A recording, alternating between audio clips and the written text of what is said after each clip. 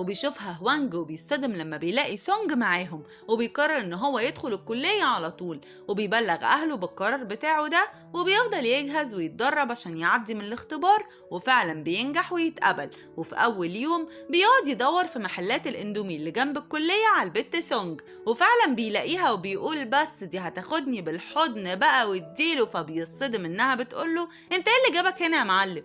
فبيقول لها انا طالب في الكلية زيك. فبتقوله تمام، وبتروح على السكن بتاعها اللي بيطلع هو بالصدفة نفس سكن سوانج.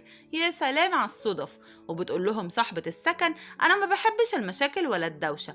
ويومها بالليل بتقول له سونج عشان نبقى على نور كده أنا مرتبطة. فبيقول لها الله، طب وأنا مالي؟ وبيروح شقته بقى وبيبقى بيضرب نار، وصاحبه بيهديه وبيقول له لو هي مرتبطة بسيطة اشقطها منه. وفعلا تاني يوم بينفذ الخطة وبيلعب في الفريق بتاع حبيبها اللي بيبقى واد مز وأمور.